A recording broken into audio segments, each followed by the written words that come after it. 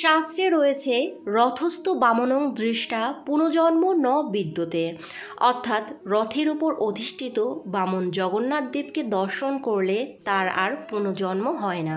জয় জগন্নাথ, জয় বলভদ্রদেব, জয় সুভদ্রা দেবীর জয়। আষাঢ় মাস পড়লে আমাদের সবার মনে একটা প্রশ্নই প্রথমে আসে, এবছর রথযাত্রা কবে পড়েছে, উল্টো রথই বা কবে? আষাঢ় মাসের শুক্লপক্ষের দ্বিতীয়া তিথিতে রথে চেপে মাসির বাড়ি যাবেন জগন্নাথ দেব, সঙ্গে যাবেন দাদা বলরাম আর বোন সুভদ্রা। কিন্তু হঠাৎ মাসির বাড়িই বা কেন এত পছন্দ, সেই মাসির নামই বা কি, তার বাড়ি কোথায়? এই সকল বিষয়গুলো জানতে ভিডিওটা স্কিপ না করে প্রথম থেকে শেষ পর্যন্ত দেখার অনুরোধ রইল। এবছর রথযাত্রা অনুষ্ঠিত হবে বাংলার 12ই আষাঢ় 1432 বঙ্গাব্দ, ইংরাজির 27শে জুন 2025 সাল শুক্রবার। দ্বিতীয়া তিথি শুরু হবে তার আগের দিন, অর্থাৎ বাংলার 11ই আষাঢ়, ইংরাজির 26শে জুন বৃহস্পতিবার দুপুর 1:24 থেকে। দ্বিতীয়া তিথি শেষ হবে বাংলার 12ই আষাঢ়, ইংরাজির 27শে জুন শুক্রবার সকাল 11:19। উদয় তিথি অনুযায়ী রথযাত্রা 12ই আষাঢ়, ইংরাজি 27শে জুন শুক্রবার পালিত হবে। উল্টো রথযাত্রা অনুষ্ঠিত হবে বাংলার 20 আষাঢ় 1432 বঙ্গাব্দ, ইংরাজির 5ই জুলাই 2025 সাল শনিবার। উল্টো রথযাত্রার কোনো নির্দিষ্ট সময় থাকে না, সেই দিন যে কোনো সময় রথ বের করা যেতে পারে। রথে চড়ে 3 কিলোমিটার দূরে মাসির বাড়ি যাবেন 3 ভাই বোন। কে তাদের মাসি? কেনই বা বছরের 7 দিন মাসির বাড়িতে প্রভু জগন্নাথ দেব ও 2 ভাই বোনকে আপ্যায়ন করা হয়? দেবী গুন্ডিচাই হলেন জগন্নাথ দেবের মাসি। পুরীর রাজপথের 2 প্রান্তে অবস্থিত 2টি মন্দির। সারা বছরেই এখানে দর্শনার্থীদের ভিড় লেগে থাকে এই 2 মন্দিরে। এক প্রান্তে প্রভু জগন্নাথ দেবের শ্রীক্ষেত্র, অন্যদিকে রয়েছে গুন্ডিচা মন্দির।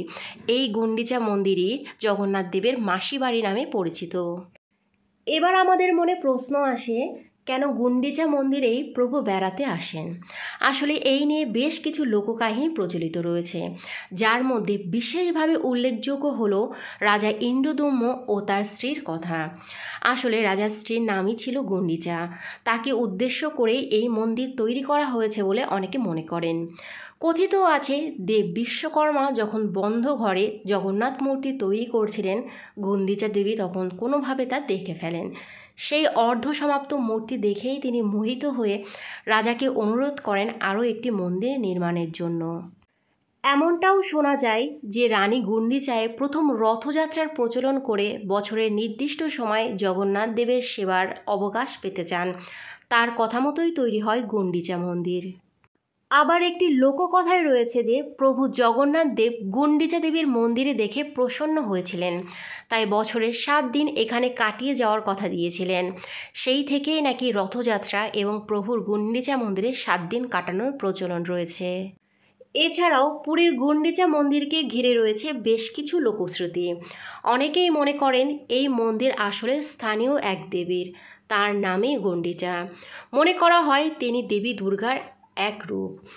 উড়িয়া ভাষায় গুটি বসন্ত রোগকে গণ্ডি বলা হয়। এই দেবী গুন্ডিচা আসলে সেই রোগ নিরাময়েরই দেবী। একেই কৃষ্ণ জগন্নাথের মাসি হিসাবে অভিহিত করা হয়। 7 দিন ধরে প্রভু জগন্নাথের জন্য একাধিক উৎসবের আয়োজন করা হয় গুন্ডিচা মন্দিরে। কথিত আছে এই 7 দিন প্রভুর সঙ্গে দেবী লক্ষ্মী সরাসরি থাকেন না, তাই গুন্ডিচা মন্দিরে গোপীদের সঙ্গে লীলায় মত্ত হন জগন্নাথ দেব, যার খেসারত অবশ্য শ্রীমন্দিরে ফেরার সময় দিতে হয় জগন্নাথ দেবকে। শ্রীলক্ষ্মীর মানভঞ্জন করতে রসগোল্লা নিয়ে ফিরে আসেন প্রভু জগন্নাথ। এমনই সব লোককথার ভিড়ে জগন্নাথ দেব হয়ে উঠেছেন প্রাণের দেবতা। বন্ধুরা, আজকের ভিডিওটা এই পর্যন্তই। রথযাত্রা সংক্রান্ত কোনো প্রশ্ন থাকলে কমেন্ট বক্সে অবশ্যই করতে পারেন। ভিডিওটা ভালো লাগলে লাইক, কমেন্ট এবং শেয়ার করবেন। পরবর্তী ভিডিওর আপডেট পাওয়ার জন্য চ্যানেলটি সাবস্ক্রাইব করে পাশে থাকবেন। জয় জগন্নাথ।